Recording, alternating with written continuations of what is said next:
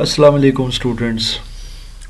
Vital institute of information technology और इसके ज़ेर तमाम पीएचपी कंप्लीट कोर्स और इसके सिलसिले का जी लेक्चर नंबर है आज 10। आज के लेक्चर में हम ऑब्वियसली कुछ मज़ीद लाइब्रेरी फंक्शंस को डिस्कस करेंगे, उनके मुख्तलिफ वेरिएंट्स को डिस्कस करेंगे। जहाँ तक पिछले 2 लेक्चर्स का ताल्लुक़ है तो आपको याद होगा कि हम फंक्शंस और उनके आर्गूमेंट्स पर काम करते रहे हैं। अब जाहिर है कि आर्गूमेंट्स क्या होते हैं, ये एक्स्ट्रा डिटेल होती है किसी भी फंक्शन के हवाले से। एक पैरामीटर होता है जो हम सेट करते हैं और किसी भी फंक्शन के अंदर किसी भी किस्म का कोई एक्स्ट्रा काम अगर हमने करवाना हो, एक्स्ट्रा यूँ कह सकते हैं कि लेट सपोज एक फंक्शन कोई परफॉर्म कर रहा है, कोई भी एक फंक्शन या कोई भी एक डोमेन में वो काम कर रहे हैं, अगर उसके अंदर हम एक्स्ट्रा स्कोप देना चाहते हैं वेरिएबल्स का और फिर उसके थ्रू हम कोई इस किस्म का काम करना चाहते हैं तो फिर हम उसके पैरामीटर्स या उसके जो आर्गूमेंट्स हैं वो डिफाइन कर देते हैं। अच्छा जी, अब कुछ लाइब्रेरी फंक्शंस को देख लेते हैं। मिसाल के तौर पर सबसे पहले हम जो लाइब्रेरी फंक्शन देखेंगे वो है स्ट्रिंग रिप्लेस का। सबसे पहला हमारा लाइब्रेरी फंक्शन है स्ट्रिंग रिप्लेस का। यहाँ पर मैं इसकी हेडिंग डाल देता हूँ लाइब्रेरी फंक्शंस। अच्छा जी, लाइब्रेरी फंक्शन जैसा कि आप जानते हैं कि पीएचपी के अपने फंक्शंस हैं which are part of actually PHP, और इनका काम क्या है, प्री डिफाइंड फंक्शंस परफॉर्म करना, प्री डिफाइंड कोई भी डोमेन में काम करना, और फिर हमें यानी कि प्रोग्रामर्स को एक एनवायरनमेंट फ्राहम करना, एक हमें प्रोविजन देना कि हम डिफरेंट किस्म के टास्क या स्पेसिफिक टास्क उसमें परफॉर्म कर सकें। लाइब्रेरी फंक्शंस में जैसा कि मैंने पहले बताया था कि हमारे पास बहुत मिनिमम ऑप्शन होती है कि हम इसको चेंज कर सकते हैं, लेकिन लाइब्रेरी फंक्शंस की अपनी जगह अहमियत है, यूज़र डिफाइंड की अपनी जगह है। तो सबसे पहला लाइब्रेरी फंक्शन जिस पर हम काम करेंगे वो है स्ट्रिंग रिप्लेस का। स्ट्रिंग कोई भी, सबसे पहले मैं आपको ये बता देता हूँ कि स्ट्रिंग होता क्या है। स्ट्रिंग इज़ द यूँ कह सकते हैं कि रेंज ऑफ कैरेक्टर्स जिसमें अल्फ़ाबेट्स भी होते हैं एनक्लोज्ड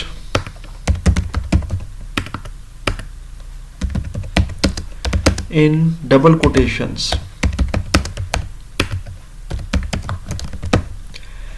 मिसाल के तौर पर आप कोई भी टाइप करते हैं या इसके अलावा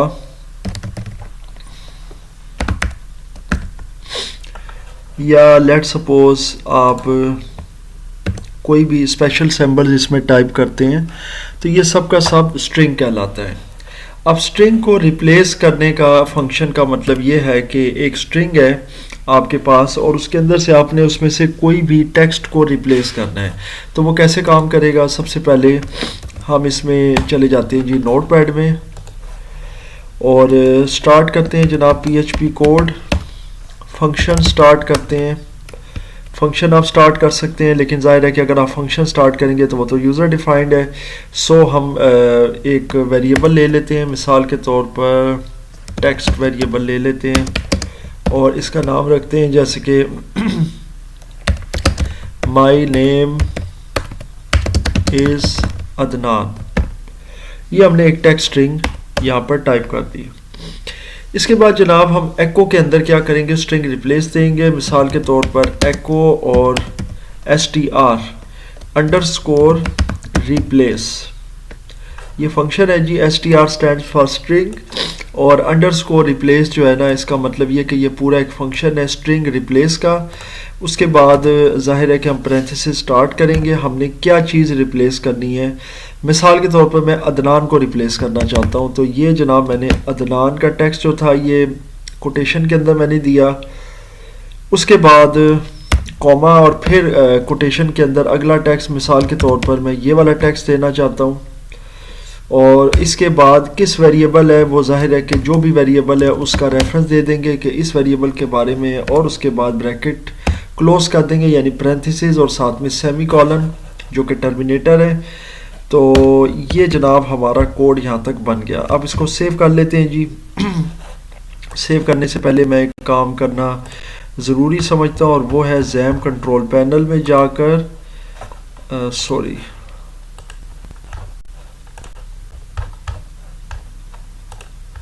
यहाँ से हम स्टार्ट करेंगे अपाची सर्वर,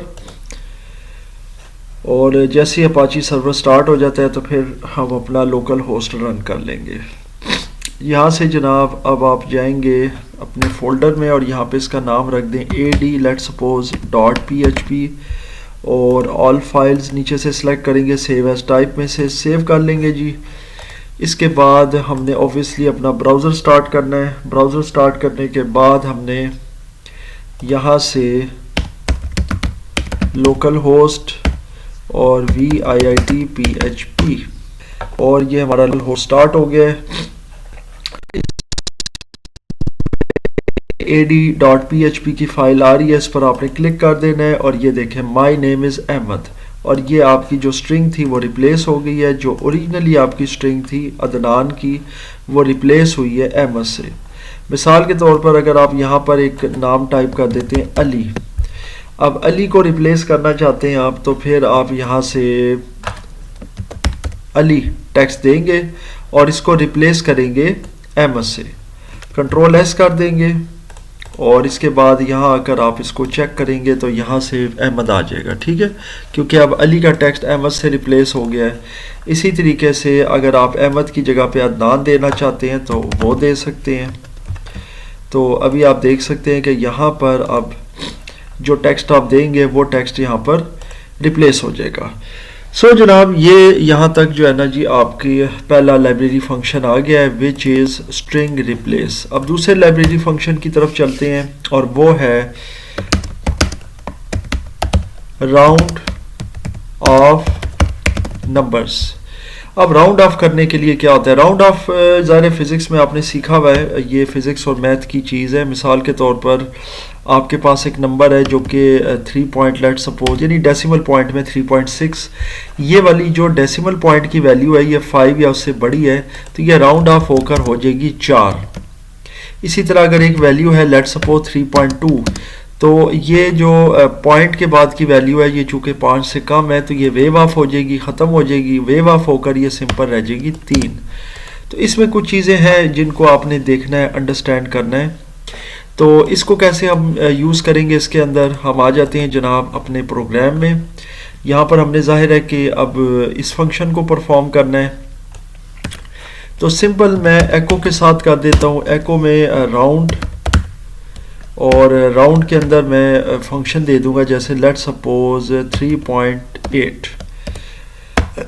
उसके बाद इसको कर दूंगा जी मैं कंट्रोल एस सेव, और ये आगे जनाब आपकी एडी की फाइल, और आप ये देख सकते हैं कि ये राउंड ऑफ होकर 4 हो गया, क्योंकि कोई भी फिगर जो 5 से ऊपर जा रहा है, यानी 0.8 है, तो ये 5 से ऊपर है तो ये राउंड ऑफ हो जाएगा। अगर आप इसके 8 की जगह पे फ़र्ज़ करें 3, 4 या कोई भी ऐसा फिगर दे दें जो 5 से कम हो, तो फिर ये वेव ऑफ हो जाएगा और राउंड ऑफ नहीं होगा, बल्कि वो राउंड ऑफ करके जो है ना जो पहला फिगर है वो कर देगा, और ये वाली वैल्यू वेव ऑफ हो जाएगी। तो ये जनाब आपका राउंड ऑफ का फंक्शन हो गया है। उसके बाद हम चलते हैं जी अपने थर्ड लाइब्रेरी फंक्शन की तरफ, और ये भी बड़ा इंपॉर्टेंट फंक्शन है जो कि है मैक्सिमम। अब मैक्सिमम फंक्शन क्या करता है कि ये रिटर्न करता है, it returns maximum value in a given range. Simple function है जी मैक्सिमम का, और ये किसी भी रेंज के अंदर कोई भी मैक्सिमम वैल्यू जो है वो आपको रिटर्न कर देता है। मिसाल के तौर पर यहाँ राउंड की जगह आपने फंक्शन टाइप कर देना है मैक्स, और यहाँ पर जो वैल्यूज़ हैं यहाँ पर आप टाइप कर दें, मिसाल के तौर पर ये कुछ भी वैल्यूज़ टाइप की हैं, उनके बीच में सेपरेटर यूज़ कर दिया मैंने कॉमा का। अब क्या होगा जनाब कि अब इसमें से मैक्सिमम वैल्यू जो है वो ये रिटर्न कर देगा। इसको मैं सेव कर देता हूँ। बाकी एक्सपेरिमेंट आप इसमें ख़ुद भी कर सकते हैं। ये देखें, ये सबसे मैक्सिमम वैल्यू उसने 12 आपको रिटर्न कर दी है। तो आई एम श्योर आपको समझ आ गई है, सबसे बड़ी वैल्यू उसके अंदर 12 है। इसी तरीके से इसमें एक और फंक्शन है जो कि है मिनिमम का, बिल्कुल इसका वो अपोजिट है। मिनिमम का फंक्शन आ गया जनाब। अब मिनिमम फंक्शन क्या करता है, वो आपकी सबसे छोटी वैल्यू किसी भी रेंज में वो रिटर्न कर देता है। इसमें फ़र्क सिंपल जो है ना, वो मैक्स की जगह MIN आपने जो है ना टाइप कर देना है, बाकी रेंज यही दे देते हैं, इसी रेंज में से जो सबसे छोटी वैल्यू होगी वो रिटर्न कर देगा। जनाब इसको सेव कर देते हैं और हम जाते हैं जी और स्टार्ट करते हैं। ये देखें सबसे छोटी वैल्यू उसने रिटर्न कर दिया विच इज़ 1। जनाब ये यहाँ पर आ गया। उसके बाद हम एक और फंक्शन की तरफ चलते हैं जो कि एब्सोलूट वैल्यू का है। एब्सोलूट वैल्यू क्या करता है जनाब, ये फंक्शन नंबर 5 आ गया। एब्सोलूट वैल्यू क्या करता है जी, it returns the positive value of any given number, यानी कोई भी आप नंबर देंगे चाहे नेगेटिव में होगा तो उसका पॉजिटिव होगा तो ऑब्वियसली वो तो है ही। चलें जी, अब उसकी पॉजिटिव वैल्यू को हम देख लेते हैं कि किस तरीके से इस पर काम करेगा। इसके लिए भी हम एको का फंक्शन ही यूज़ करते हैं। अब एको के अंदर जाकर हम यहाँ से काम करेंगे। सबसे पहले ब्रैकेट शुरू करेंगे जी एको के साथ, और यहाँ पर ABS का फंक्शन जो है वो स्टार्ट करेंगे। ABS का मतलब है एब्सोलूट वैल्यू, माइनस दे देंगे जैसे 8। आई एम श्योर आपको यहाँ तक समझ आ रही है। उसके बाद आप कर देंगे यहाँ से ब्रैकेट बंद, और जाहिर है कि अब आपने इसको देखना है कि ये किस तरीके से काम करता है। यहाँ से जो ब्रैकेट स्टार्ट हुई है वो यहाँ पर आपने क्लोज कर देनी है, क्योंकि अगर आप 2 ब्रैकेट्स शुरू करें तो फिर आपने डेफिनेटली 2 को क्लोज करना है। तो यहाँ से अगर स्टार्ट हो रही है तो यहाँ पर क्लोज हो रही है। ये जो ब्रैकेट है, ये वाली जो पैरेंथेसिस है, ये वैल्यू की है। चलिए जी अब इसको भी चलाकर देख लेते हैं। चलें जी, ये आ गया, ये आप देख सकते हैं पॉजिटिव वैल्यू आ गई। ये एब्सोलूट आपका फंक्शन आ गया। आई एम श्योर आपको ये भी चीज़ अच्छे से समझ आ गई है। अब आपको आज के लेक्चर का अगला छठा और लास्ट लाइब्रेरी फंक्शन इस लेक्चर का मैं करवा देता हूँ, जो कि है डेट फंक्शन। ज़ाहिर है ये भी एक लाइब्रेरी फंक्शन है, और डेट का तो आपको पता ही है, मुझे मज़ीद इसमें एक्सप्लेन करने की ज़रूरत तो नहीं है। ये आपको करंट डेट का देता है रिटर्न। यहाँ पर मैं लिख भी देता हूँ, इट रिटर्न्स करंट और फ्रेश डेट। अब इसको हम करके देख लेते हैं कि किस तरीके से ये काम करेगा। इसके लिए भी एको है। एको में सबसे पहले आपने कोटेशन स्टार्ट कर देनी है, और यहाँ पर मैं टाइप कर देता हूँ जैसे कि टुडेज डेट इज, यहाँ पे मैंने स्पेस दी और मैंने कोटेशन बंद कर दी, डॉट लगाया स्ट्रिंग कनकैटिनेट के लिए डेट, और उसके बाद डेट का फंक्शन स्टार्ट करना है। तो जाहिर है कि ये पैरेंथेसिस होंगी, फिर इसके अंदर के आर्गूमेंट स्टार्ट करते हैं। इसमें सबसे पहले आप मंथ देंगे, फिर उसके बाद डे देंगे, और उसके बाद ईयर, यानी ये फॉर्मेट है इसका। उसके बाद कोटेशन क्लोज करके आपने पैरेंथेसिस को क्लोज कर देना है। अगर आप इसमें जाहिर है कि साथ ब्रेक का टैग देना चाहते हैं तो आप दे सकते हैं। अगर आप ब्रेक का टैग नहीं देना चाहते तो आप बेशक यहाँ से स्टेटमेंट टर्मिनेटर लगाकर क्लोज कर दें। इसके बाद जी इसको सेव करते हैं और रन करके इसको देख लेते हैं। ये देखें तो ये आ गया जनाब 28 अगस्त 2025। अच्छा, फॉर्मेट इसका जो है ना जी वो इंटरेस्टिंग है। आप यूँ भी कर सकते हैं, मंथ की जगह डे दे दें, डे की जगह मंथ दे दें, वो आपकी मर्ज़ी है। कंट्रोल एस करें तो वो उसी फॉर्मेट के अंदर जो है वो आपका प्रिंट हो जाएगा। ये देखें पहले आ गया 28 यानी 28 अगस्त 2025। इवन आप ईयर को भी पहले ले आए तो ईयर भी पहले चला जाएगा। तो वो आपकी मर्ज़ी है कि आप किस तरतीब से जो है ना वो डेट अपनी शो करवाना चाहते हैं।